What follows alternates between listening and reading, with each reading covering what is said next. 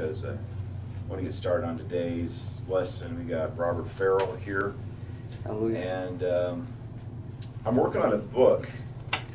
I got a lot of different projects I'm working on at the same time, but I think this is important. I'm going to call it The Legendary Exploits of the 12 Apostles. And why? Well, for two reasons. One, because their exploits are legend, and but two, I'm sure there's a historical basis, but the accounts that have come down to us are kind of legendary. You read it, it's like, oh, probably if you condense the book to like a page length, you think about what happened. They just got all these stories in it. But I think we need to look into. I really think it's important in this day and age, where we need to have restoration of the church, if we will, and to get back, especially when we're seeing unprecedented evil. I'm going to talk about that in the sermon today. How do we react to that? But one of the things is we just need to get back to the source. Back to, and I think what the apostles did is important. There's a lot of people, even like John Lennon. I think George Harris is more respectful of Jesus than John, but John's like, oh, I'm bigger than Jesus. He got in trouble for that. He's like, oh, I'm not saying I'm better than Jesus. I'm just saying that we're more popular is what he. And because I like what Jesus did and said, and those apostles probably got things wrong. He said the apostles were thick and ordinary, which was kind of true. Yeah, but he personally chose those people. Yes, absolutely. And everything we know about the Messiah is. No, he should have waited for perfect apostles. That's the thing, right? None of just us like are I'm perfect. waiting to meet a normal person. So. And beyond that, I think that what we need to do is, the Western Christian, and Pope Benedict just died. Yep. And Barbara Walters. They go in threes. So, I'm not a Catholic, but I respected Pope Benedict because at least he adhered to the biblical. He's a theologian. He's getting in the scriptures. While he was Pope, he was writing books for the church on the life of Jesus from birth to the Passion. And he also spoke out against radical Islam. So it's like, even though I'm not a Catholic, that's the kind of leadership we need. Affirm the core doctrines of the church. Not politically correct, unafraid. Yeah, uncompromising. They hated him. Jesus said, look, if you stand for me, they're going to hate you. Blessed Once again, uncompromising. If you won't compromise, they hate you. They ran this pope out, and they brought a new one in who's got leftist sympathies. Leftist sympathies. They love that. It's guy. like Hitler had Nazi sympathies, eh? Right. Well, they hated Benedict. He's right in with Schwab and the Gates, and I think it's awful. A lot, it's not just me. A lot of Catholics are concerned about this papacy. They tell you they're enslaving you, and then they say it's a conspiracy theory. Oh, and they go in threes. Kanye West can't be found. But maybe he went back to his home planet. I don't know. I kind of. He's a great artist, but I think he's not well. He's a couple bubbles off. Yeah. But then our artists tend to be. He hurt Trump. I don't understand. Trump goes to meet Kanye, and Kanye brings this notorious racist Hispanic guy. Anti-Semite. And I say, what would you? It's like he's trying to hurt. I don't know. It's bizarre. He's a bomb thrower, yeah, and he's very unstable. Anyway, Kanye West, pray for him. Absolutely. That's like, I thought that was a kind of low blow. Mm-hmm. Let's meet with the president. He brings in some, notorious racist. And of course, that's what media wants. See? Exactly. They're all good. They're all about gotcha, and it was a gotcha moment. Just like January 6th was a gotcha. Well, I don't think Trump's going to hang out with Kanye anymore after that. I doubt it. All right, let's focus on restoration. Restoration. We need to get back to the scriptures, and that's what Pope Benedict the basics, yes. But the other thing is, like the Western Christian model, I think it's a lot of good things, but that's not the kingdom. In the book of Revelation, John sees the kingdom. He sees all races, nations, and peoples. And these apostles, like Mattathias, went to, the people in the immediate circle, like Mark went to Egypt and founded the Egyptian church. Mattathias went to Ethiopia. Thomas goes to India. So we see in the apostles and their exploits an international mission. So that's important. I think the church needs to be reconnected. That's nothing new, right? That's something that goes back to the beginning. And I was talking to a friend yesterday about, he goes, persecution makes the church stronger. And I said, long sustained persecution can lead to the disappearance of the church.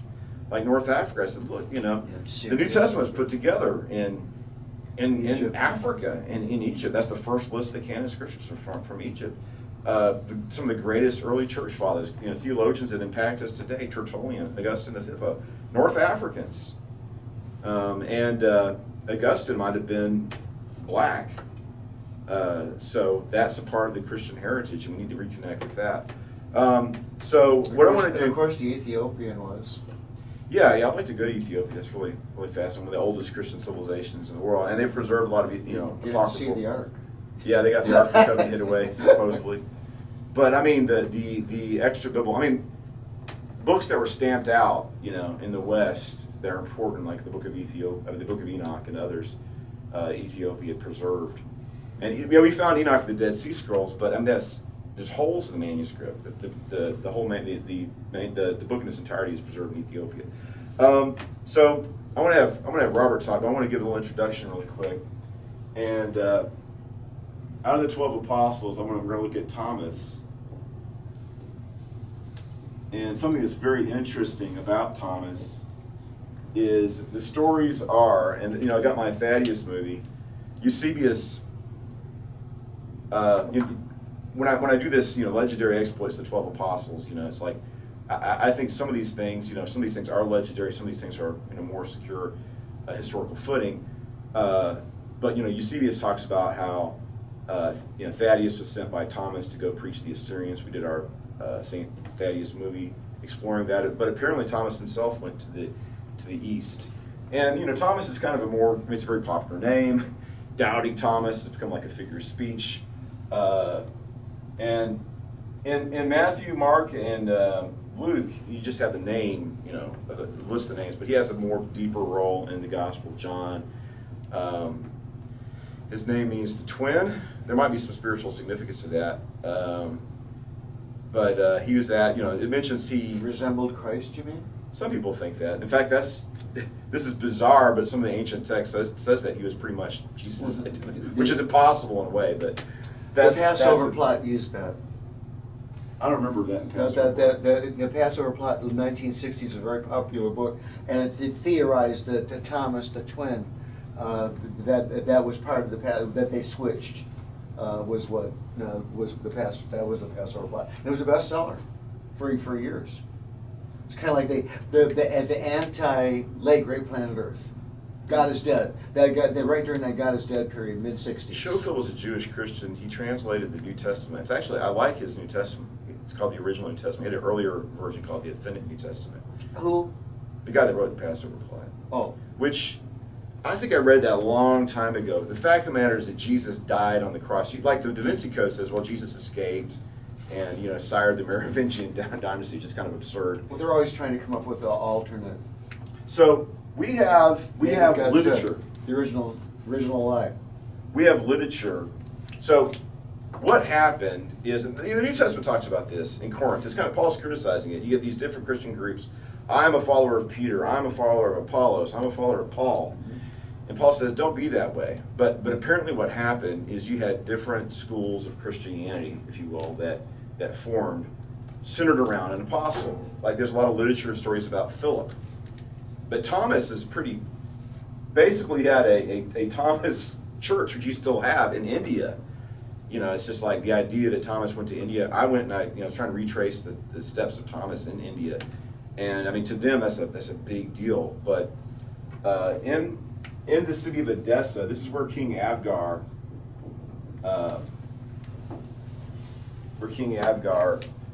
ruled. The story that Thaddeus comes to King Abgar, and there's the letter of King Abgar, right?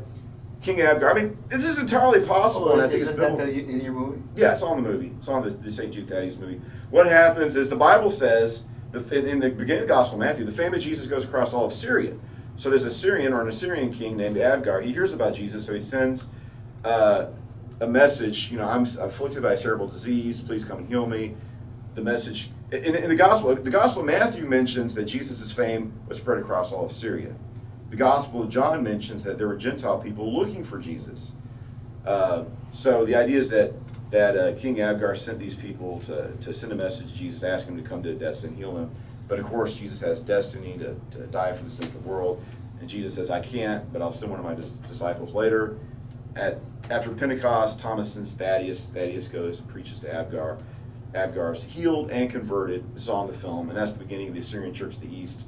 Of course, all the Armenian Church claims that as well, because these royal families would intermarry. But Edessa was an Aramaic-speaking city. So, probably what most likely what happened. Is there anything in Edessa now? The Muslims cleaned it out of Christians during the Armenian genocide. Is there still a city there? Yeah, Edessa's still there. A lot of the ruins are still there, and the archaeologists have found a lot of things. Eusebius claims that records of this were in the city archives of Edessa, but of course those were destroyed a long time ago. But yeah, it's called Urfa today. But I wouldn't mind visiting it, and if I do a documentary on Thaddeus, that'd be very helpful. But during the Armenian genocide, the Turks got rid of purged and did ethnic cleansing and genocide of all the remaining Christians there. So they fled to Syria. That's where Hitler got the idea for the Jews. Yes. So Edessa is still a city, but they've devoid of Christians now, sadly. Proves my point, Yeah, persecution can, and we're going to experience persecution, but we need religious freedom. I don't understand. Oh, we just need some persecution here. Are you crazy? I don't understand Well, we don't seek persecution. Some people seek it'll come to you. Yeah. Like if you're of me, the world will hate you. Some people don't want to push back against the problems we have because they think that Christianity is good for the church to have persecution. If the It's salt sometimes loses its saltiness. Tertullian said that, and look, what did he say? The blood of the martyrs deceived the church. The Romans trying to stamp out Christianity. But I was telling this first, like, look, not every single Roman emperor was a persecutor. You had a persecutor, and they had 2 Roman emperors who were. Philip the Arab might have been a secret Christian. He's pro-Christian. He didn't come out and convert the way publicly convert the way Constantine did. But like Commodus, Marcus Aurelius persecuted the Christians. Commodus didn't. So it wasn't like it was long sustained. They'd have breaks. Anyway, like we do. and we're not. Looks like we're not getting any breaks now. Okay, there is a body of literature. I mentioned this in our Gospels. In our New Testaments, we have a body of literature attributed to John. Right? We have the Gospel of John. We have 1st, 2nd, 3rd John, and the Revelation of John. So there's a body of work, a Johannine corpus, right? And of course, we have a body of work about Paul or by Paul. Like you have the Acts of the Apostles and you have the Epistles of Paul. In the East, we have a body of literature about Thomas, right? So the general story is Thomas sends Thaddeus to Edessa. Apparently later on, Thomas follows Thaddeus to Edessa, and then Thomas goes to Parthia and on into India. Those are the stories. So Thomas is martyred in India, and an Assyrian Christian, I guess as a merchant traveler, takes his body back to Edessa where he ministered. And the pilgrimage, Jeria, she mentions that there's a place of pilgrimage. The body of Thomas was kept in a shrine in Edessa. Aren't there still relics? Yeah, sometimes Martin Luther would have this joke that there's enough nails from the true cross to shoe every horse in Saxony.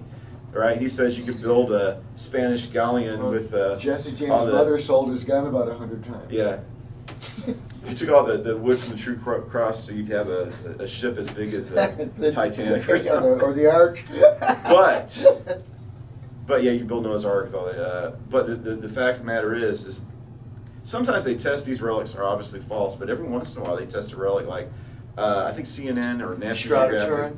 Well, it wasn't that. There's this is the bones of one of the apostles. And so they tested the bones through genetics and says this is the bone of a man from the 1st century who was from the Middle East. So that means that those bones probably are likely authentic. Just because some are fraudulent doesn't mean all the relics are fraudulent. So with the saint, I guess you'd have to test it to be for sure, but it's possible that they smuggled the bones out before the Muslims took over. So I want Robert to share, at least for a little bit, but I want to give it a little introduction. So we have an infancy gospel of Thomas.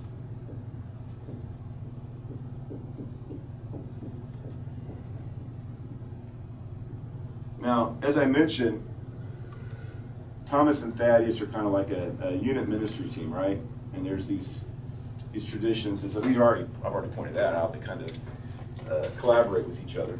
So we have an infancy gospel of Thomas, and this is about the birth and childhood of Jesus. And some of these stories are kind of sensational, I'll say the least. Oh, the but bird, the bird it picks up, the dead bird he picks up, or no. He makes a bird out of clay and it flies away from his hands. Right. These stories are in the Quran too. But this is some people consider this a Gnostic. Infancy Gospel of Thomas, very popular in the early church. And you got the Arabic Infancy Gospel of Thomas. Of course, it's, the church fathers frowned upon it, but with the people, and to us, like some of the stories seem ridiculous to me, but this is very popular in the early church period. Then we have the Gospel of Thomas. I'll give a brief introduction to this before Robert comes and talks about it. He's going to discuss the Gospel of Thomas. Yes, and then we have the Acts of Thomas. Now, the Gospel of Thomas does not have a passion narrative. I think it alludes. There's the parable of the son, right? The vineyard, which we know that's about the crucifixion, right? I think that's in there. The father has a vineyard. He sends his son, and the wine dressers kill him. That's obviously about Jesus. God sending to Jesus. That's in there, but that's the only place that alludes to the crucifixion. Well, there's one more place in Logan 55.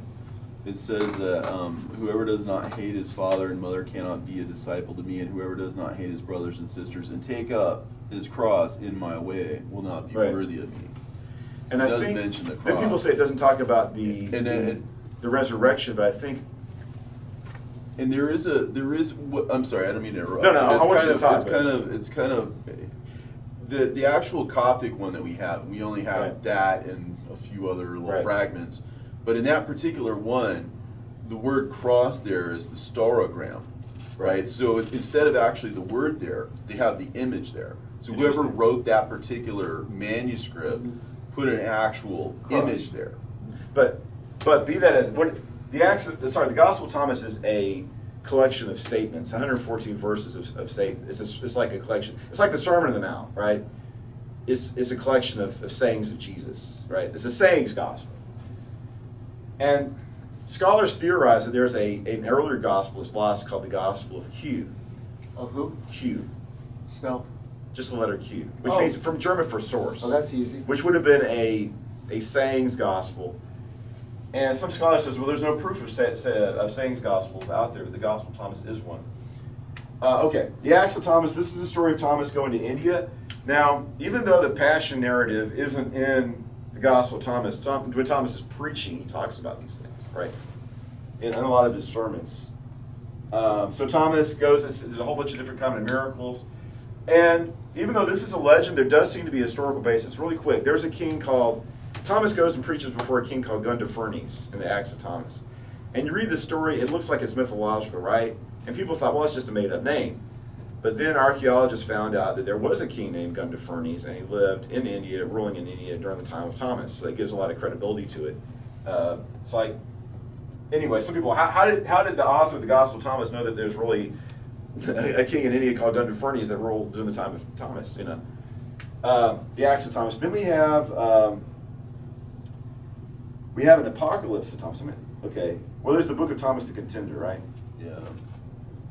This is another type of saying gospel. And what this one is the resurrected Jesus appears to Thomas and they have conversations. There's a Psalms of Thomas, or one psalm. Well, maybe two or three. And then the Apocalypse of Thomas. Comparable to the Apocalypse of John? It's much shorter. It's probably as long as, I don't know, First John. Content-wise? Yeah. I did a video of it. Similar information? You can watch it. I'll send it to you. So it's got. I made a movie of it. It's got all the judgments and all, and. Yes, I think it's also called 15 Signs Till Doomsday. Mm-hmm. And this one, I think Shakespeare quotes from it. This one was popular in the Middle Ages. So, actually, with these books, the Infancy Gospels of Thomas had a lot of popularity. The Acts of Thomas has always been popular. And the Apocalypse of Thomas, like I said, even Shakespeare quotes from it, I believe. The Gospel of Thomas was lost, even though the Church Fathers mentioned it. this is another lost gospel, Thomas the Contender, and the Psalms of Thomas, or that's lost literature. Before, I want Robert to come and talk about the Gospel of Thomas, but I want to mention how the church fathers talked about it. I think with Eusebius, he goes, these are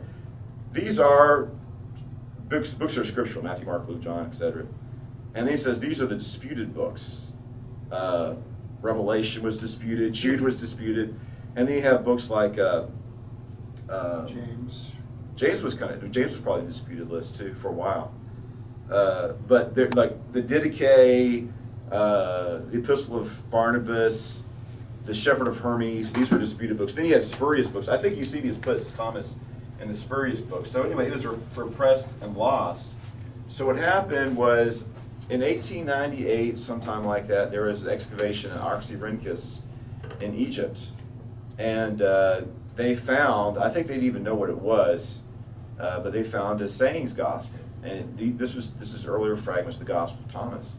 I think now we know for a certainty that this is the Gospel of Thomas because about 50 years later in 1948 we had the Nag Hammadi codices, and some Egyptian farmers they claimed they might have been triumerators, but they claimed they found a stone box that they thought a genie might have been in it. They didn't, or gold, or anyway, they didn't know what to do with it. Finally, they just busted it up, and there's books, and they're in the Coptic language. And the Coptic language is a form of ancient Egyptians. Egyptian Christians still use it to this day. So they took it and they sold it to the local Coptic priests, and then he announced their discovery, and it's a sensational find. Probably as important as the Dead Sea Scrolls. And they look at most of these texts as Gnostics, but not all of them are Gnostics. The Gospel of Thomas it's used by Gnostics, but it's not really a Gnostic text. And I haven't read the book of Thomas the Contender yet, and they're arguing a lot of ideas of Gnosticism aren't found in the Thomas the Contender either. So it's 114 statements, and a lot of them, there's like the way I look at it, there's like three different types of sayings. A lot of the sayings we find in our Gospels are found in the Gospel of Thomas. They're just worded differently. It's like it seems to be an independent line of preservation of statements of Jesus. Then you have things that sound like something Jesus would have said, right? But then there's some very strange, perplexing statements in there as well that are confounding. So, like it says, 114 statements. What else do I want to say before Robert comes up? It's very interesting. Some scholars, this is what I want to say before I conclude, is there's a lot of Bible scholars who think that, I think it's like the Scholars Committee, the Jesus Seminar, they translated the Gospel, they had the four Gospels, Matthew, Mark, Luke, and John. They're dating the Gospel of Thomas to 50 AD, making it contemporaneous with our Gospels. But then you have some people who, like I said, they're troubled by some of the statements of the Gospel of Thomas.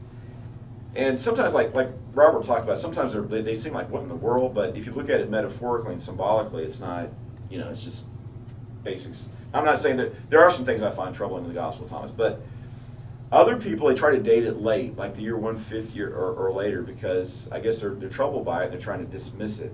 And that idea is that someone just took verses from the New Testament and assembled them in the Gospel of Thomas and added some stuff to it. And I think if you read it, I think probably what happened, this is my theory, is that, see, you're a trained, you're representing a denomination, you look at it, and you're going to find things troubling in the Gospel of Thomas, so you want to dismiss it, right? And so, this was written, 100 years after the time of Jesus, it doesn't have any credibility, you want to dismiss it, right? But I think if you look at it objectively, let's look at the Gospel of Thomas objectively. And I heard somebody's trying to argue, well, somebody's using the Gospel of Luke and took some verses out. But I think that if you're just using your intellect, you're looking at it, I really believe that this is an independent, line of succession or preservation of these words of Jesus. Maybe not as early as 50, but I think sometime before the year 100, the Gospel of Thomas was written. And if you read some scholarly work on this, you need to understand is that some verses might have been added in and some might have fallen out. We only have two texts, right? We have the text found in Oxyrhynchus, and we have the Coptic, the Egyptian language text. So And then there's a lot of things in the Gospel of Thomas that I think affirm Orthodox doctrine, right?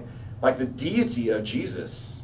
Oh, this is pantheism. Well, if Jesus is God, he has the attributes of God, which means he's omnipresent, right? He goes, if was it break a stick, I'm there. If Yeshua is God, then he shares the attributes of God. So I need to write something up. It's like Evangelical looks at the Gospel of Thomas, where I think that, I think that a better way of looking at it is that it was written sometime in the 1st century. And if you're really troubled by a problematic verse, I'd say, well, it's easier to say that somebody might have stuck something in there than saying the whole thing is, I think you just need to look at it. And the thing is, here's another thing. It's an important, if it does date from the 1st century, that's an additional ancient source for the historicity of Jesus, what he did and said, right? And I think most mainstream scholars would say that it's, I don't know if it was written as early as 50, but I think by 70 to 100, I think the Gospel of Thomas was composed. Probably by maybe Thomas himself or one of his students. And like I said, how it was expanded or whatever. Like I said, if we have more manuscript evidence, but we're looking at, fragments found in Oxyrhynchus in Greek, and then the complete Gospel of Thomas found in Coptic. Some scholars think it might have been, they think all this literature probably originated in Edessa, where he was venerated as, their patron saint.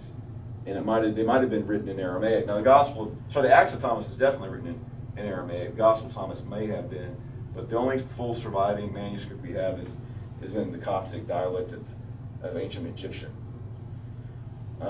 So, I guess without further ado, if you want to share some things, Robert, sorry to take up all your time, but I just want to... Okay, no, that's fine. Here, let me just, I didn't really know how many people to expect today, so I brought a little extra here, which we'll use next week if I have a chance to do it. I don't know what we've got planned for next week, but... Plus we can put it with our materials that... So, let me give you one. That's sort of the read along, and this is an audio version of that if you want to have it. It's a different version. By the way, I did a video version I did a movie of the Gospel of Thomas as well, which should be on my channel, where the idea of my video is to kind of introduce people to the Gospel of Thomas, and it probably has like half of the statements in it. The video is like, I don't know, 30 or 40 minutes long.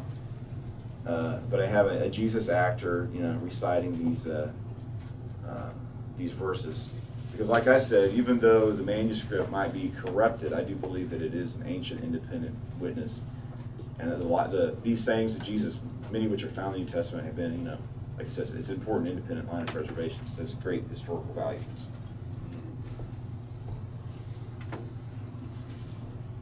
All right, well, thank you for the introduction. Okay, well, probably in the time that we have, I really just about go over some of the highlights here. Just a few textual notes based on what you're seeing. I went ahead and made this sort of a study text where I combined, I integrated the Greek fragments and put them basically side by side the Coptic fragments so that you can kind of see the differences. And one of the things that I did was I highlighted where one says one thing and the other says something else. So for basically something that we have basically three witnesses for, three different, two sets of fragments and one actual manuscript or whatever, there's an interesting number of discrepancies and differences, which, again, it just sort of underscores the fact that we don't really have enough of these manuscripts to really make anything definitive out of. So that just has to be said. If, for example, you look at the Greek version of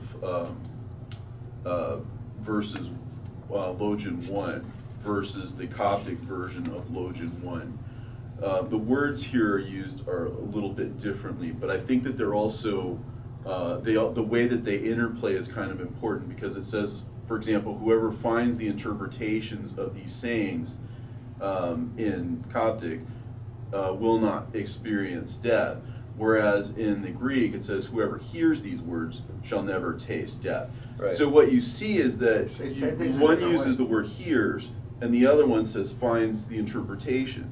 So is this really a contradiction, or is this possibly a key to unlocking some of the nuance here? Because when Yeshua says, let him that has ears, let him hear, right? If both ideas are true, then hearing involves the interpretation of something, like hearing with a higher level thinking, in other words, right? So maybe there's not really a contradiction here.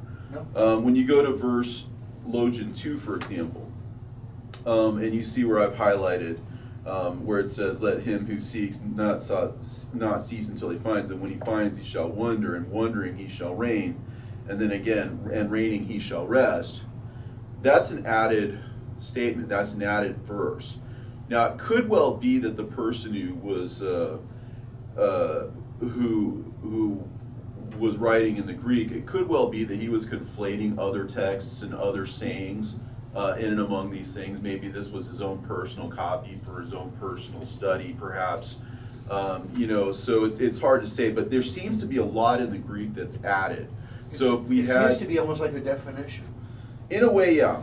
In a way, it's as if it's an interpretation, if you will, of these things. And it might well be. I mean, it's hard to say, but based on what we have, you can see that there are a little bit of additions in the Greek that, primarily in the Greek, It's really as fleshing, opposed it's to really the fleshing Coptic. out. It really illuminates. So I think that probably what's happening is that there are accretions here that are on the part of the writer of the Greek, whoever did that. Furthermore, moving to Logan 5, for example, it says, recognize what is in your sight, and that which is hidden from you will become plain to you, for there is nothing hidden which will not become manifest. That's nice and short and pithy, right? The Greek compiler adds a verse. It says, nor buried which shall not be raised. That's important, because I have a book, I think by Meyer, where he has the Coptic text and the English translation. Another thing, like they say, well, it doesn't mention the passion, but it alludes to it, right? But that would be, if that verse is part of the original Gospel of Thomas, and the Gospel of Thomas did refer to the I'm reminded of resurrection, the Amplified Yeah. Bible. right? But you'll notice how in Logan 6 here, I've got in black text, which is the Coptic, which is the primary one, it has a similar verse that the Greek text seems to be lacking. So it's almost as if he's moved it from one place to another. Again, buried that shall not be raised, as opposed to covered, which will remain without being uncovered. Burial and uncovering, they seem to be related in terms of, something Well, that's. they're saying exactly the same thing. Well, look at the Greek for Logan 5 versus the highlighted portion there versus the Coptic Logan 6. You see those statements are kind of parallel. So it isn't as if he's just pulling this out of the ether. It's as if he's moving some things around a little bit. And he's a little more flowery. Well, a little more full, yeah. And I'm just kind of, again, since we don't really have time to dive into the meaning, maybe we'll do that at some subsequent thing. I'm just looking at some of the textual aspects of it primarily That's good today. Moving forward to Logan 30, for example, where there seems to be a little bit of an embellishment in the Greek. I have that labeled 30 slash verse 77, because that embellishment is something that's been added that's actually in Logan 77 in the More in than the once. Coptic, right? Where it says, lift up, Logan 77 says, lift up the stone and you will find me there. Well, the writer of the Greek has added to Logan 30. So even though it's absent in the Coptic in Logan 30, it is present in the Coptic in Logan 77. So it's been moved, or either moved or added. We don't have the 77 that he had, but whatever. And also, if you'll notice down at 32, Logan 32, there seems to be a whole other verse that's unique to the Greek. So I just labeled it 32.5 because it's sort of like its own unique verse. But you can see why he put it there, because if you then read 33, like, okay, the additional verse says, Jesus said, "Thou hearest with one ear, but the other thou hast closed," right? It relates to 33 where it says, "Preach from your housetops that which you will hear in your ear," right? "For no one lights a lamp and puts it under a bushel, nor does he put it in a hidden place, but rather he sets it on a lampstand, so that everyone who enters and leaves will see its light." So in other words, this verse he added, I guess, as a transition, between 32 and 33. In Logian 36, for example, you see where the Greek has added about what you will eat and what you will wear. He adds the part that we're familiar with as well, about you are much better than the lilies which neither card nor spin.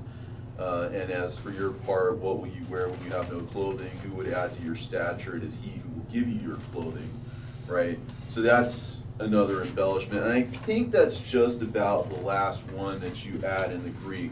I sort of have an honorable mention in the Coptic where there might be an embellishment in the Coptic. If you go to the very last page in Logian 111, for example, it says, "Jesus said, the heavens and the earth will be rolled up in your presence, and the one who lives from the living one will not see death." And then it sort of parenthetically seems to add, "Does not Jesus say, whoever finds himself is superior to the world?" Like as if maybe that's an embellishment. Now, it could well be that that's a... Yeah, right. So what we're looking at here is not without its embellishments, is not without its possible relocations of text, is not without the possibility of borrowing from other texts, But etc. amplification. So, to whatever degree that, would bother somebody, I would say that those are kind of, how should I put it? There are two ways of looking at things, sort of from the outside and from the inside. And it seems like every time I come up here, I got to kind of make that distinction.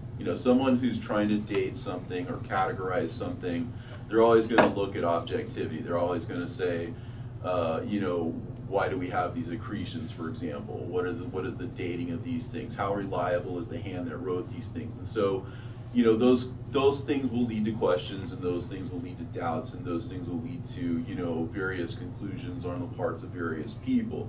And so those are things that maybe at first might not seem helpful. But to your point, as you mentioned before, like the very first one where it says, "Whoever finds the interpretations of these things will not experience death." In the Greek, when he just flat out says, "Whoever hears these words shall not taste of death," you can kind of see that hearing and finding the interpretation are related terms. So in this particular opinion, in my particular opinion, it seems as if the one is sort of helping the other, because we want to have eyes that see and ears that hear. And so my contribution to this, I think, is to have the ability to explain these things from the inside out and from the parabolic level. One of the things that you'll see as a theme running throughout this book, and it's very cut and dried. It's very sort of dark and light, upper and lower, inner and outward. There's a whole lot of contrast in these books, like poverty versus wealth, right? Unity versus division, right? These are the sort of the ongoing recurring themes that occur throughout this particular text. But if I've got a few minutes, I'd like to at least start kind of just breaking it down a little bit so that you get a better sense of what it is that I'm saying. There's sort of an introduction. It says, "These are the secret sayings which the living Jesus spoke, and which Didymus, Judas, Thomas wrote down." Okay, so, and it says, "And he said, whoever finds the interpretation of these things will not experience death."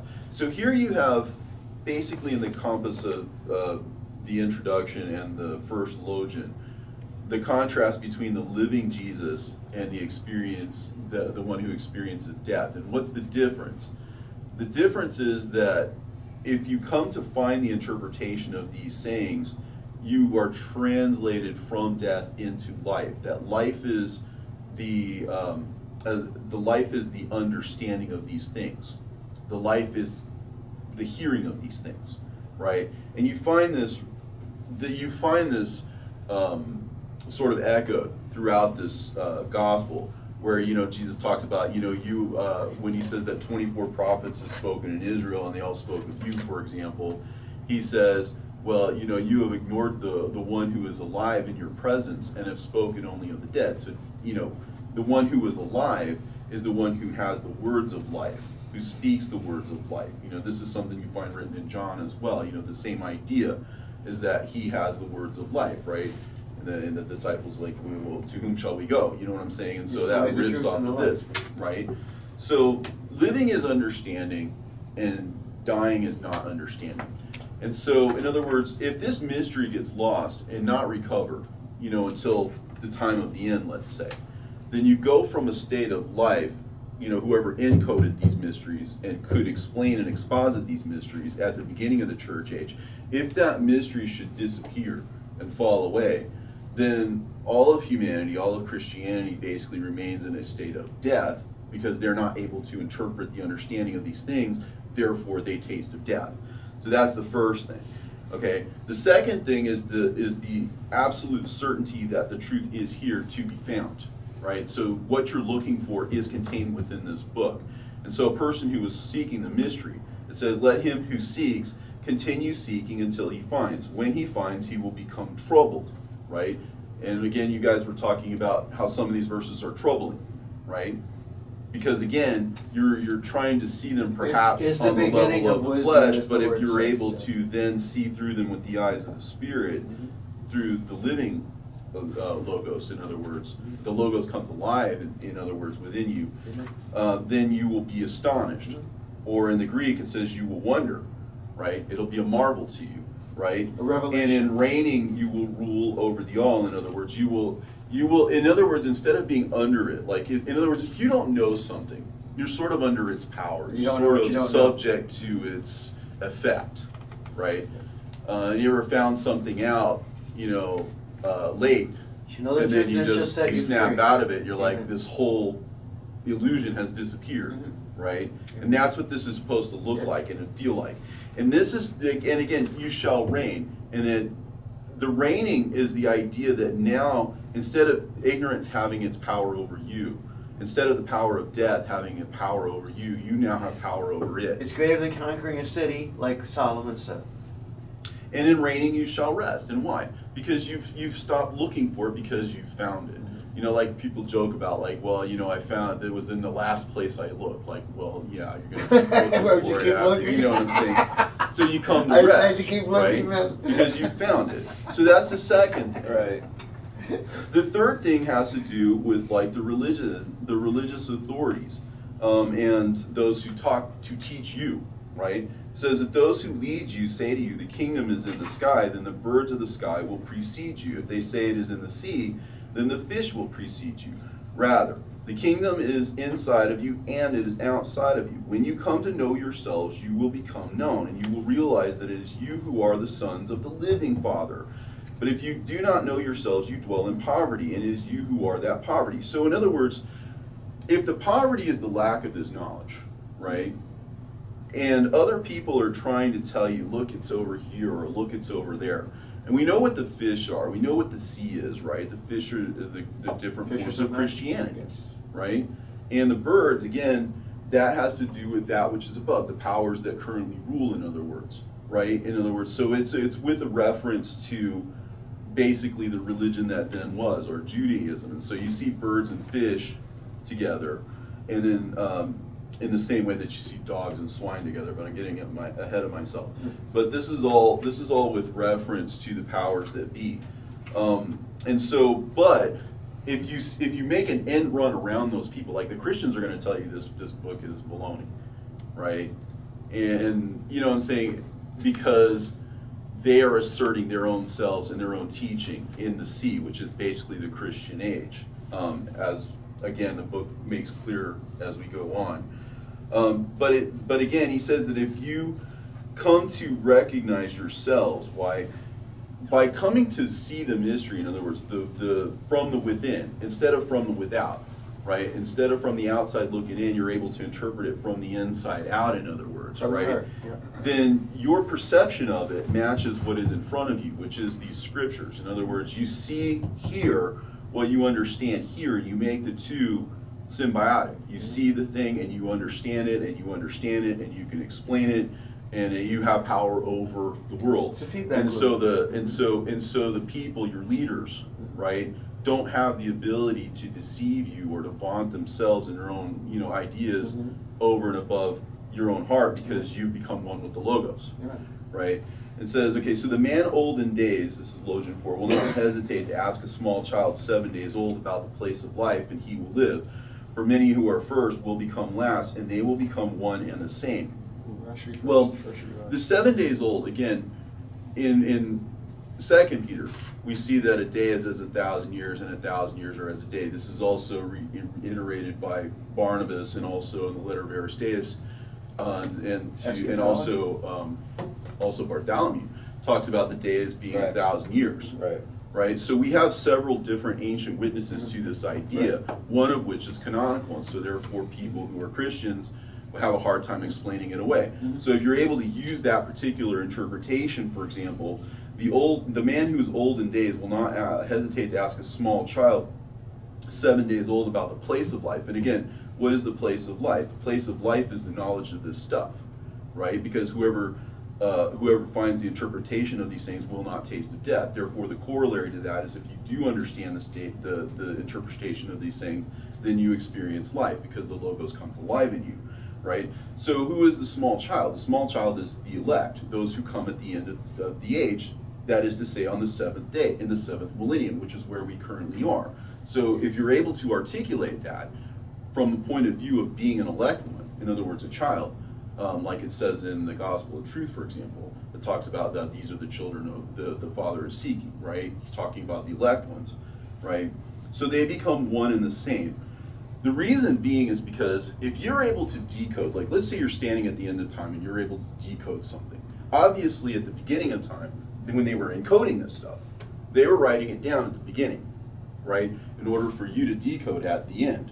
So you become one and the same with them, because it's from generation to generation, right? It's passed along. So they become one and the same because your understanding and their understanding are the same. There is no division, and you are one. So that's, okay. And it says, again, in Logian 5, it leads into this idea. Recognize what is in your sight, and what is hidden from you will become plain to you. For there is nothing hidden that will not become manifest. In other words, there's nothing that's encoded that will not someday become decoded, in other words. Nothing that was covered up with the clothing of the flesh, let's say.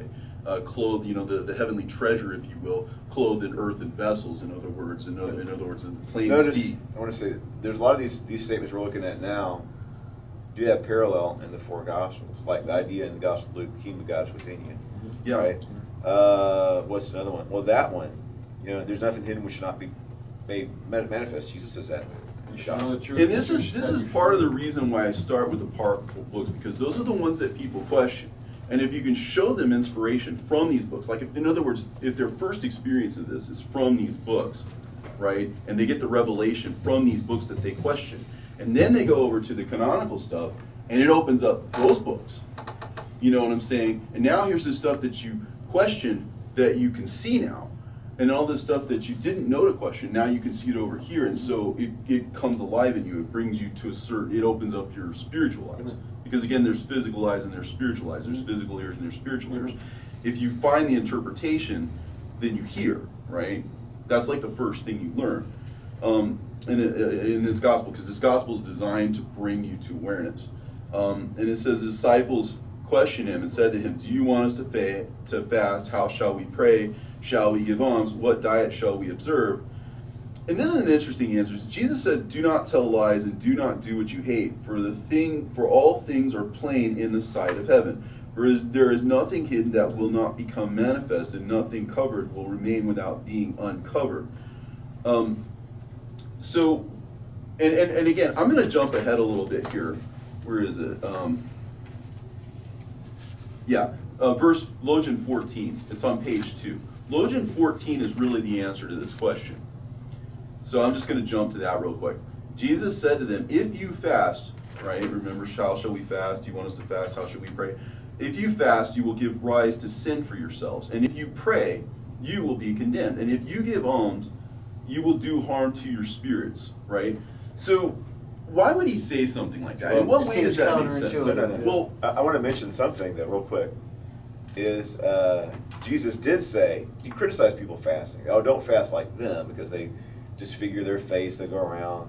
And Jesus, so this seems like, well, Jesus is, but there are parallels in which our Gospels, right? Well, he yeah, condemns the way he condemns the way they fasted, he condemns the way they prayed, and he condemns the way they give alms, right? The reason is, yeah, that's exactly right. The reason is because this book is about what is above versus what is below. The spiritual versus the spiritual versus the flesh, right? So, in other words, if you fast in the flesh, right, that doesn't really do any good. Right. And also it's the wrong approach. Wrong. There is a attitude. spiritual fasting and there is a physical fasting. There is spiritual prayer and there is physical prayer. There is spiritual alms and physical alms. Like, let me break that down. If, for example, let's just go back to the original meaning. That the very fact that structurally something is encoded, that is written in a language, a parable, right? It means that's to cover it up and to, in a sense, suppress it and to preserve it for some other time. Because the lower level and the higher level, when it talks about the two being one, when you make the two into one, right? That's when you realize that because the higher level meaning is couched in the lower level meaning, there are two things there that are from one source. The source is the word, but the word has two meanings, right? So in other words, there are two levels, right? So a spiritual fast is to give up your spiritual food. And what is the spiritual food? It's the logos, right? It is the word of God. So a spiritual fast would be to give up part of what we have as scripture, part of what we have as understanding, part of the mystery, right? To give that up, right? For the sake of someone else eating it in the future, in other words. And the same thing with alms, it's a gift. To give it up for the time, for a future generation, for those who cannot pay you back in the future, right? Then that is a spiritual alms, right? As opposed to a physical alms, right? So in other words, you could give somebody all that you have, but that's only going to benefit a limited number of people for a limited amount of time. Whereas if you give up the treasure, right, for the future, right, for them to then come along at the end of time and be able to destroy everything that came before and replace it with, what was known from the beginning, in other words, to undercut all of this concept of the canon, to undercut all of the teaching of the church. That's so everybody can be wrong and God can be right. And so it says when you walk in, and you go around in any, so if you walk around in the districts and they receive you, eat what they will set before you. What's the food? It's the spiritual food. So let's say somebody only accepts the 66 books, right? Well, you can start with that. You can start with Jude, for example, quoting Enoch, right? You can start with that. You can start with the food that they lay before you, spiritual food, right? And you heal the what? The spiritually sick among them, right? Because the physical level is, I'm just healing the sick, which again is great, but there's a surpassing glory to that. There's a surpassing meaning to that. And it says, for what goes into your mouth, in other words, whatever spiritual food you consume, whatever is nourishment to you, in other words, doesn't defile you.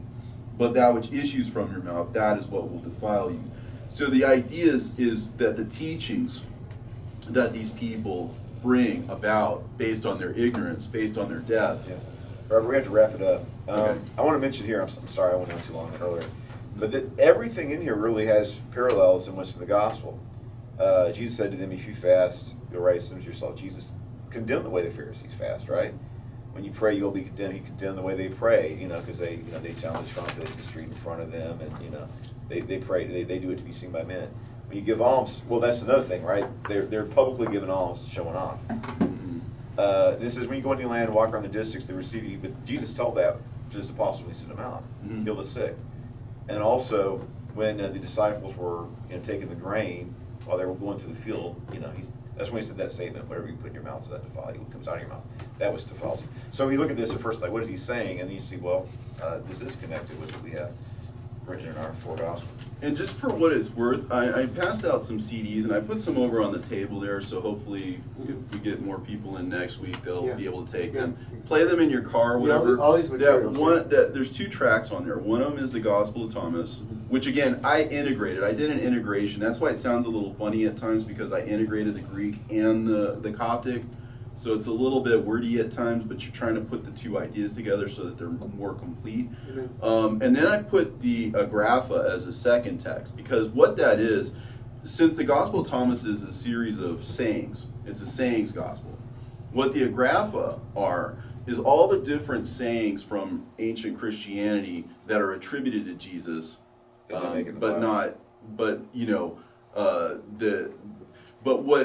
what happens is when you take all of those verses and arrange them thematically, which I've done, I borrowed from a source called The Legendary Life of Christ, I believe is what it's called, from I think 1903 or whatever. And I used that as my basic structure, and I added to it, and I refined it a little bit. But it actually, because it's all in thematic order, it's actually very listenable. And the one verse leads into another, even though their sources are disparate and different.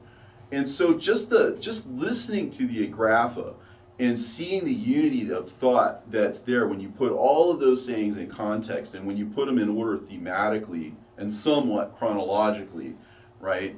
Listening to those words will make you feel and make you have a strong sense that there's something beyond just those words, like as if these were things that were meant to be comprehensible.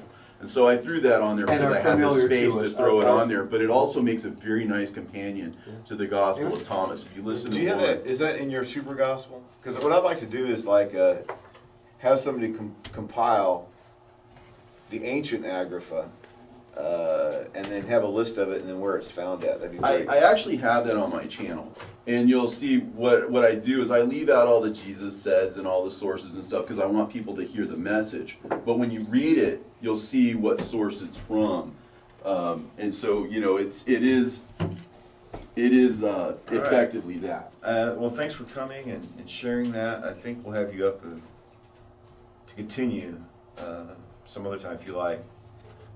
Record it and share it, and hopefully, of course, Joseph and Joyce are out. Yeah, they wanted me to wait for them, so. Kay and the boys, I think they came on Wednesday night because they weren't going to be here. They wanted to drop their offering off. Some other people said they're going to come, they haven't showed up, but it is New Year's Eve, maybe people have plans. But we need to be rounding people up.